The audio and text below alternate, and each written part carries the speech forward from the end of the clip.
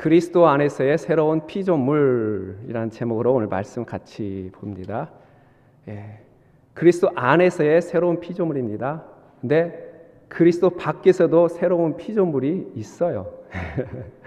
근데 우리는 오늘 그리스도 안에서의 새로운 피조물이 어떻게 되었고 그리스도 안에서 새로운 피조물은 무엇을 지향하며 살아가는지 오늘 또 말씀을 통해서 보면 좋겠습니다.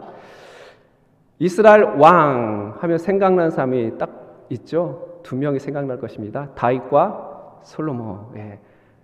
근데 이 세상에서 가장 누리고 싶은 것을 마음껏 누리면서 살아갔던 그 왕은 어떤 왕인지 아시죠? 솔로몬 왕입니다. 모든 사람이 부러워할 만한 그 로망인 삶을 살아갔던 사람이 솔로몬이에요. 우리가 누리고 싶은 그 모든 것, 사람들이 누리고 싶은 그 모든 걸 누렸지 않습니까? 지혜하면 솔로몬을 따라갈 사람이 없지 않습니까? 그 전에도 그 후에도 그와 같이 지혜로운 사람이 없다라고 이렇게 말합니다. 그 솔로몬이 어떻습니까? 돈을 얼마나 많이 갖고 있습니까? 부자죠. 자기 집 왕궁을 또 궁전을 또 성전을 어떻게 지었습니까? 금으로 도배하였다. 그렇죠?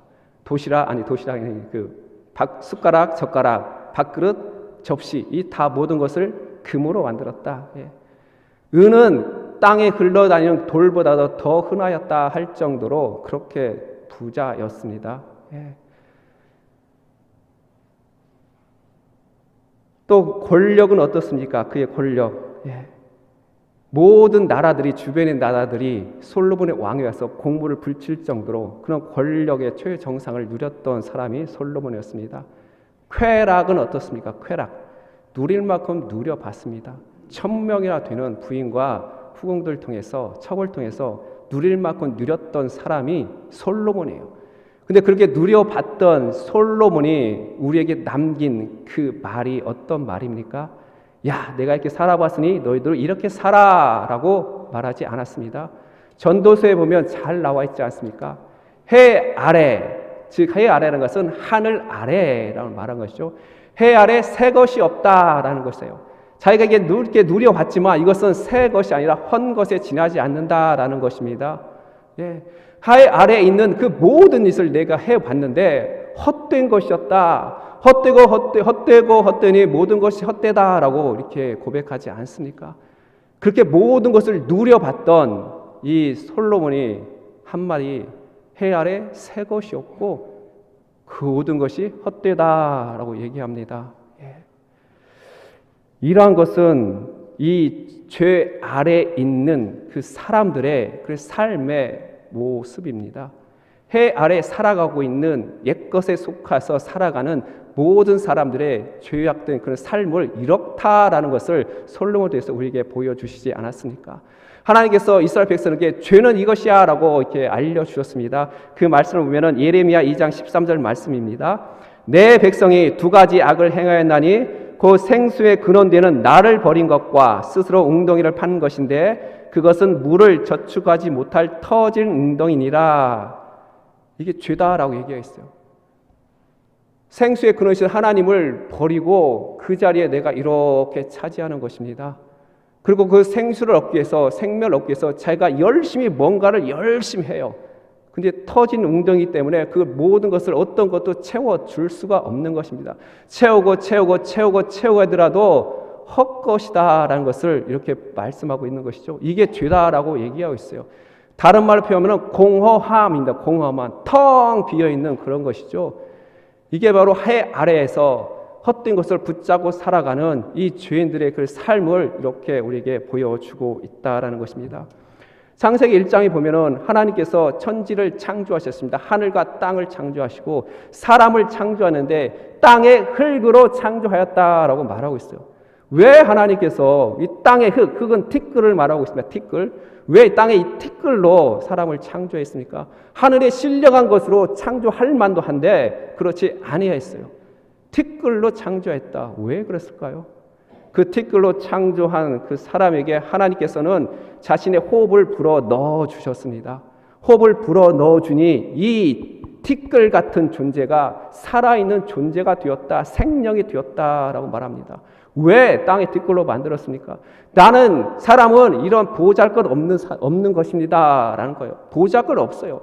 하나님이 주는 그 호흡이 없으면 전혀 살아갈 수 있는 존재가 아닙니다 라는 것입니다. 그렇게 생명이 된 자, 살아있는 자를 위해서 하나님께서는 동산을 만드셨어요.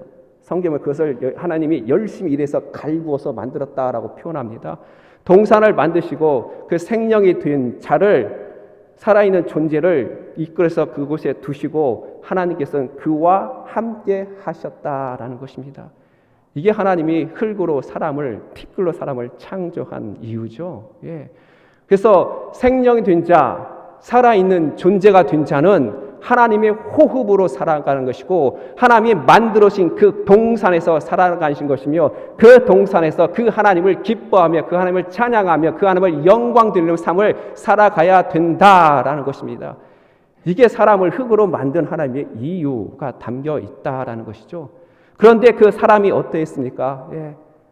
사탄, 옛벤, 마귀가 와서 속삭이는 그 속삭임에 그 계략에 빠져서 넘어가지 않았습니까? 그 내용이 무엇입니까? 우리 잘 알고 있잖아요. 예. 동산 중앙에 있는 나무의 실과를 먹으면 결코 죽지 않아. 그걸 먹으면 너희 눈이 밝아져, 눈이 열려 선악을 아시는 하나님처럼 될 거야. 이 말씀이에요. 근데 그 말씀에 혹 해서 그 말씀을 붙잡고 거기에 빠져 들어갔다라는 것이죠. 하나님의 호흡으로 살아야 할 존재가 이 사탄의 달콤한 속삭임에 빠져서 넘어갔다는 거예요. 그래서 그 하나님이 있는 자리를 던져버리고 그 위에 자기가 떡 앉아있는 것입니다. 그래서 우주 만물이 이제는 나를 위해서 존재해야 되는 것이에요. 우주 만물이 나를 칭찬해야죠. 높여야 된다는 것입니다. 우주 만물이 모든 이치가 나를 중심으로 돌아가야 되는 거예요. 그 자리에 딱 서 있는 것입니다.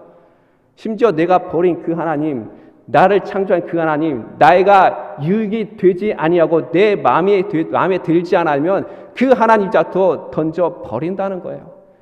이 땅에서 살아가면서 자신이 선악을 분별하며 내 마음에 들지 않는 사람들은 적, 원수로 낙에 찍고 그를 짓밟아 살아가는 존재가 되었다라는 것입니다.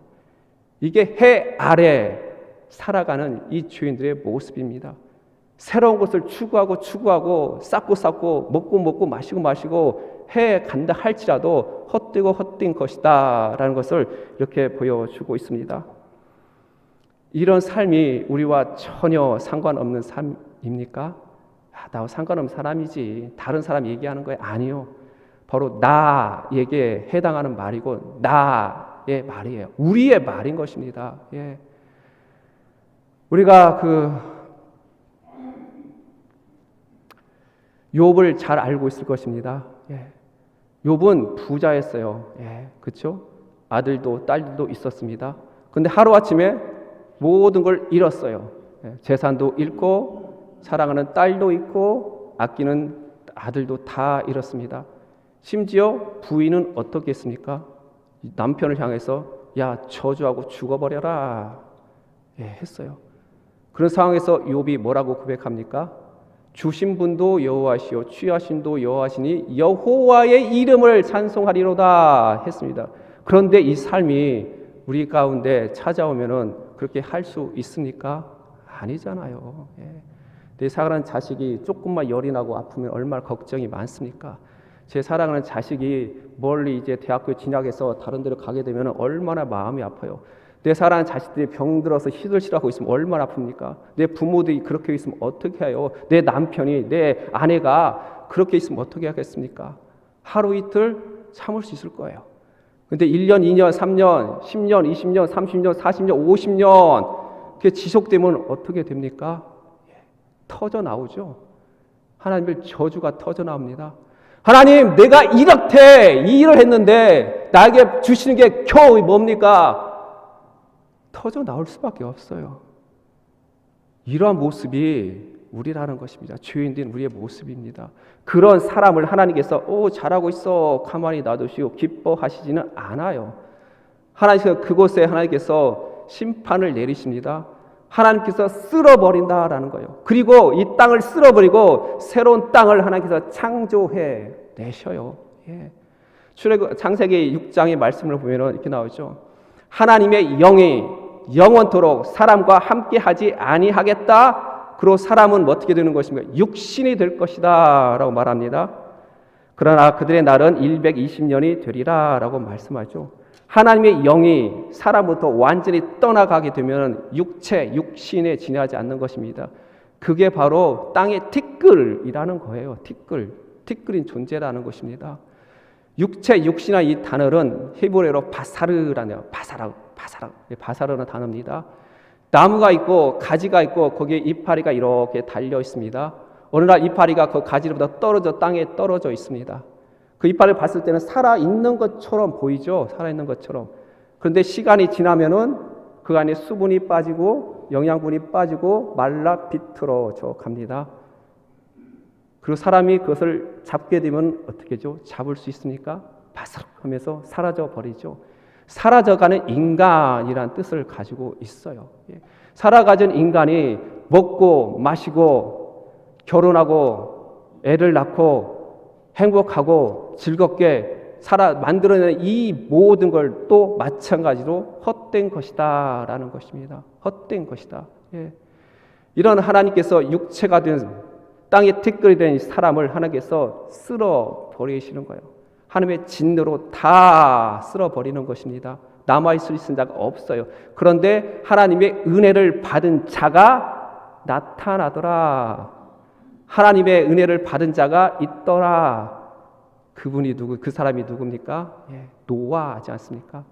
하나님의 은혜를 받은 노아는 120년 동안 방주를 열심히 지어가서 살아갑니다. 그리고 120년 동안 세상 사람으로부터 멸시와 조롱을 받으면서 동시에 살아가요. 근데 때가 되니 하나님께서 노아를 그 방주 안에 집어넣고 문을 닫습니다. 그리고 하나님께서 이 땅에 저주를 부어 내리시죠. 심판을 하십니다. 그래서 육체가 된 자들, 땅에 티끌이 된 자들은 다 쓸어버립니다. 오직 방주 안에 있던 노아만 살아남게 되는 것이죠. 방주 안에서 살아남은 이 노아는, 새 생명을 받은 이 노아는 새로운 땅에서 어떻게 살아갔습니까? 하나님을 향해서 제단을 쌓고 하나님께 번제를 드렸습니다. 하나님께서 무지개 언약으로서 이렇게 화답해 주시죠.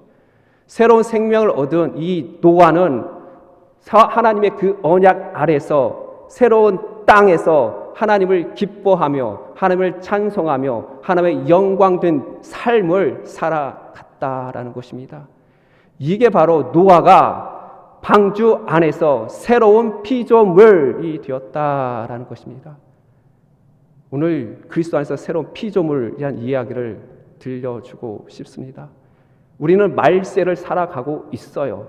예수님께서 이 땅에 오심부터 다시 오실 이 모든 세대가 이 말세입니다. 성령이 오심으로 이 말세다라는 것을 우리에게 증거하지 않았습니까? 성령이 오시니 이 땅에 하나님의 진노 가운데 놓여 있구나, 십자가를 통해서 보셨고 다시 오실 예수를 통해서 확정된 것을 우리에게 깨닫게 해 주시지 않습니까? 이런 땅이 어떠한 땅이다라는 것을 그 로마서 5장 12절의 말씀에 보면 이렇게 기록이 되어 있습니다. 이러므로 한 사람으로 말미암아 죄가 세상에 들어오고 죄로 말미암아 사망이 왔나니 이와 같이 모든 사람이 죄를 지었으므로 사망이 모든 사람에게 이르렀느니라. 이게 말세를 사고가 있는 우리의 세상이라는 것입니다. 이곳에 하나님께서 바라보시며 기뻐하시지 않습니다. 하나님의 심판이 계속적으로 내리고 있다라는 것입니다. 그런데 하나님의 은혜를 받은 자가 있다라는 거예요. 하나님의 사랑을 받은 자들이 나타나더라라는 것입니다.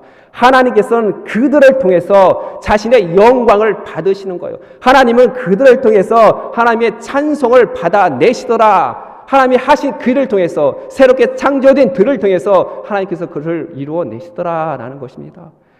이사야서 42장 8절을 말씀하면 이렇게 기록이 되어 있죠. 여호와 하나님이 말씀하신 것이다. 내 영광을 다른 사람에게 주지 아니한다. 내 찬송을 우상에게 주지 아니한다. 예. 하나님의 영광을, 하나님의 찬송을 하나님께서 받아내신다라는 것입니다. 새로 창조된 자들을 통해서 하나님 은혜를 받은 자를, 하나님 사랑을 받은 자를 통해서 이루어낸다는 것입니다. 어떻게 그게 이루어졌습니까? 예. 로마서 5장 8절에서 10절 말씀에 보면 우리가 아직 죄인 되었을 때 그리스도께서 우리를 위하여 죽으심으로 하나님께서 우리에게 대한 자기의 사랑을 확증하셨느니라. 그러면 이제 우리가 그 피를 인하여 의롭다 하심을 얻었은지 더 그로 말미암아 진노하심에서 구원을 얻을 것이니 곧 우리가 원수 되었을 때에 그 아들의 죽으심으로 말미암아 하나님으로 더불어 화목되었은즉 화목된 자로서 더욱 그의 살아심을 인하여 구원을 얻을 것이니라. 예. 우리가 죄인 되었을 때 하나님과 원수 되어서 이 땅 가운데서 티끌로 살아가고 있을 때에 하나님께서 자기 아들 독사를 우리를 위해서 화목제물로 보내주셨다라는 것입니다. 그 예수님이 이 땅에 오셔서 우리가 받을 그 저주와 그 심판을 사망을 대신 짊어지고 십자가를 통해서 다 이루어내셨다라는 것입니다. 그 그리스도의 그 피로 말미암아 우리가 의롭게 되어졌다라는 거예요. 다른 걸로 우리가 의로워질 수 없어요. 선한 일을 아무리 말해도 그걸 우리가 의로워질 수가 없는 거예요.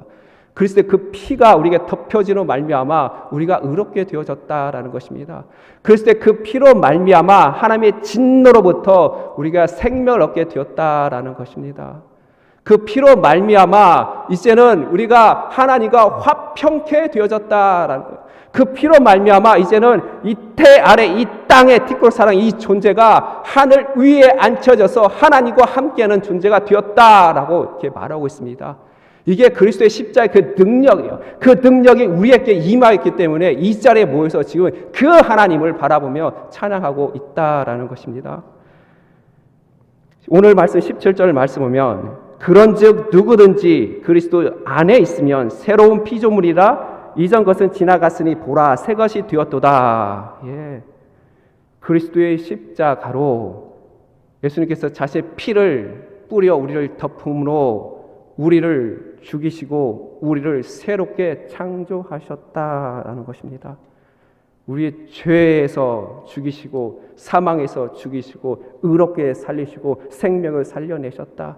그렇게 된 자들이 누구를 위해서 살아갑니까? 나를 위해서 살아가는 것이 아니라 그리스도를 위하여 사는 거예요.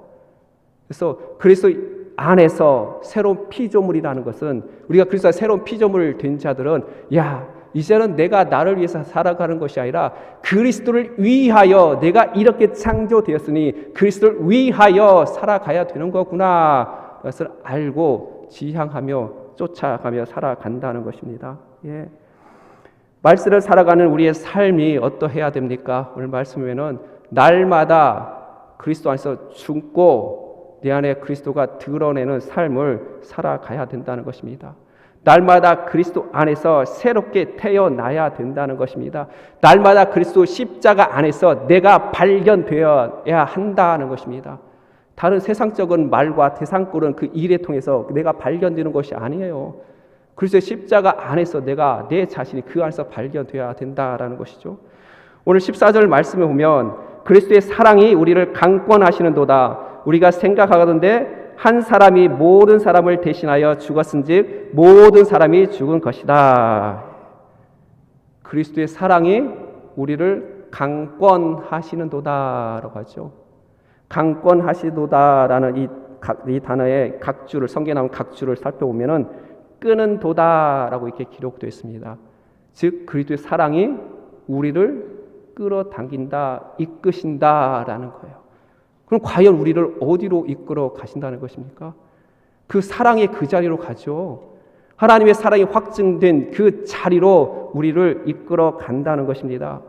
많은 사람을 대신해서 대속물로 드려진 그 자리로 우리를 인도해 가신다라는 것입니다. 하나님의 심판이 떨어져 그 심판을 받은 자리, 동시에 하나님의 영광이 된 그 자리로 인도해 가신다라는 것입니다. 예수님이 나와 나의 주와 그리스도가 되심이 선포되는 자리로 우리를 이끌어 간다라는 것입니다. 그 자리가 어디예요? 그곳이 바로 어디입니까? 예수님의 십자가인 것입니다. 그곳이 바로 하나님의 세계, 새로운 나라가 창조된 곳이에요. 그 은혜로 우리가 살아가고 있다는 것입니다. 그리스도의 사랑이 우리를 강권하시어 그리스도의 십자가로 우리를 이끌어 가시는 것입니다. 세상으로부터 멸시를 받고 조롱을 받고 미련하다고 여기는 그 십자가로 우리를 이끌고 가시는 거예요. 그래서 그곳에서 하나님이 이루어내신 그 놀라운 일을 우리에게 보여주시는 거예요. 십자가를 통해서 이루어낸 그 세계를 우리에게 보여주신다라는 것입니다. 내가 십자가에 목한 이 예수를 하나님이 살리시고 나의 주와 그리스도가 되게 하셨습니다. 나는 메시지가 선포되는 그 자리에 우리를 이끌어가는 거예요. 그 자리에서 우리를 자신을 바라보고 우리의 죄가 무엇인지 보고 회개의 자리로 내려가고 오로지 주 예수 그리스도를 믿는 믿음으로 말미암아 구원이 일어나는 그 역사가 일어난 그곳에 우리를 이끌고 가는 거예요.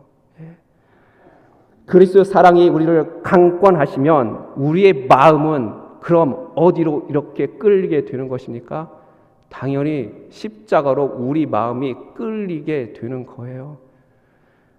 사랑하는 우리 세수학교 성도 여러분, 오늘 말씀을 듣고 있는 성도 여러분, 예배를 드리고 있는 성도 여러분, 지금 이 시간 우리는 그리스도의 사랑이 우리 가운데 찾아오셔서 우리를 강권하고 계십니까? 한번 아멘. 이 아멘이 나온 것은 내가 아니라 하나님의 그 은혜로 말미암아 그렇게 되었습니다라는 고백이죠. 이 말씀을 통해서 정말 그리스도의 십자가를 내가 끌려 들어가고 있습니다. 내가 정말 그 안에서 내가 그 안에 살아서 역사하고 있군요. 바라보는 거예요. 우리 찬양을 통해서 우리 예배를 통해서 내가 그곳에 끌려 간다라는 얘기요. 이게 그리스도 사랑이 우리를 강권하신다라는 것입니다. 그냥 그리스도의 사랑이 우리를 강권해서 내가 원하는 거 먹여주고 마시게 해주고 자르게 해주는 그런 차원이 아니라는 거예요. 그건 세상 사람도 열심히 해줄 수 있어요. 세상 안에서 태어난 자들도 그렇게 살아갈 수 있다는 것입니다. 그런데 그리스도 안에서 새로운 피조물을 된 자는 다른 거예요.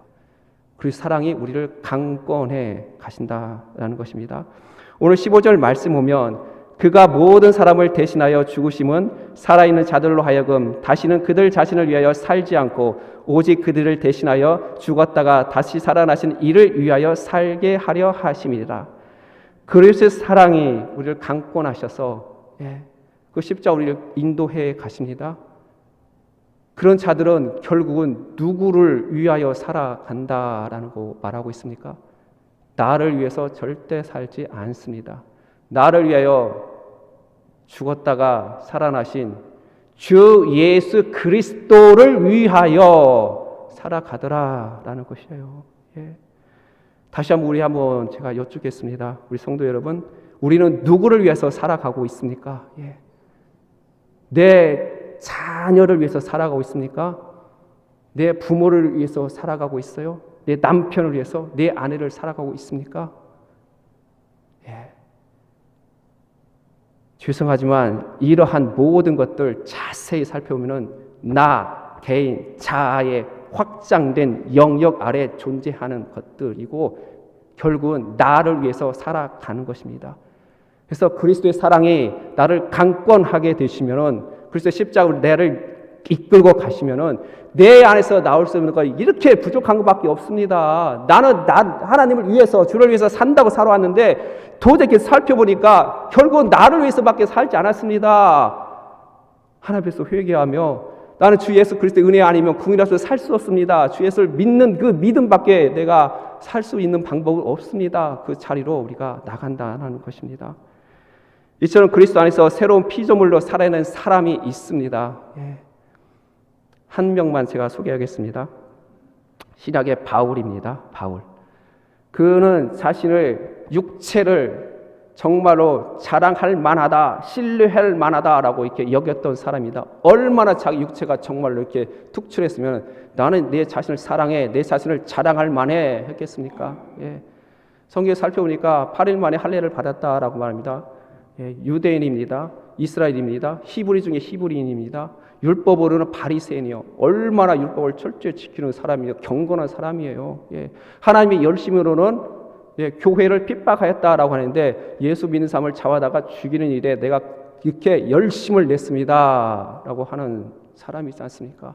그 율법의 의를 나열하면은 이렇게 600 몇 가지가 있는데 그걸 하나를 비교해 보면은 거기에 대해서 나는 흠이 없는 사람입니다. 그 나는 의로운 사람입니다라고 여겼던 사람이 이 바울이지 않습니까? 예. 언제까지 이렇게 자기 자신을 자랑하며 육신을 신뢰했습니까? 부활하신 예수님을 만나기 전까지는 그랬다라는 것이에요. 근데 부활하신 예수를 만난 후부터는 어떻게 했습니까? 자기가 그렇게 아껴왔고 그렇게 가치가 여겼던 이 모든 것들을 똥으로 여겼다라고 합니다. 내가 그걸 이렇게 품고 살았구나. 이걸 사랑하며 살았구나. 이것을 맛보며 흠양하며 살았구나 하면서 다 버렸다라고 말합니다.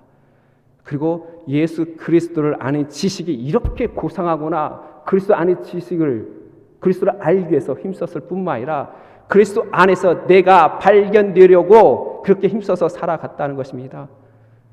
사도 바울은 다른 곳에서 자신이 발견되는 것이 아니라 그리스도 안에서 이렇게 발견되기를 힘썼다라고 합니다. 그렇게 힘썼던 이 사도 바울이 말년에 고백했던 것이 무엇이었습니까? 네. 나는 죄인 중에 괴수입니다. 나가 이 죄인을 위해서 예수님께서 나를 찾아오셨고 십자가로 나를 이렇게 구원해 냈습니다. 나는 그리스도의 십자가만 자랑합니다. 라고 고백했지 않았습니까? 갈라디아서 6장 14절 말씀이죠. 그러나 내게는 우리 주 예수 그리스도의 십자가 위에 결코 자랑할 것이 없으니 그리스도로 말미암아 세상이 나를 대하여 십자가에 못 박히고 내가 또한 세상에 대하여 그러하니라. 그리스도의 사랑이 바울을 강권하시니 십자가로 이끌고 가시니 바울이 고백하죠. 나는 우리 주 예수 그리스도의 십자가만을 자랑합니다. 이러함이 그리스도 안에서의 새로운 피조물인 것입니다.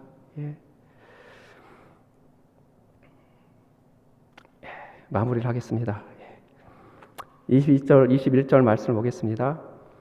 하나님이 죄를 알지도 못하신 이를 우리를 대신하여 죄로 삼으신 것은 우리로 하여금 그 안에서 하나님의 의가 되게 하려 하십니다. 우리는 예수 그리스도의 그 십자가의 그 은혜와 그 사랑, 예수님의 죽으심과 부활하심으로 말미암아 우리가 죄에 대해서 죽고 의에 대해서 살아났습니다. 우리가 그리스도 안에 있지 아니하면은 영혼의 죄악 가운데 있는 거예요. 우리가 십자가 안에 있지 아니하면은 여전 하나님의 진노 가운데 있는 것입니다. 우리는 오직 그리스도 안에서 발견되어질 때에 새로운 피조물이 된다라는 것입니다. 그래서 그리스도 안에서 새로운 피조물이라고 오늘 말씀을 드렸습니다. 오직 그리스도 안에서 새로운 피조물의 삶을 살아내는 새송교회 우리 성도님 저와 여러분 되시기를 주님의 이름으로 축복합니다.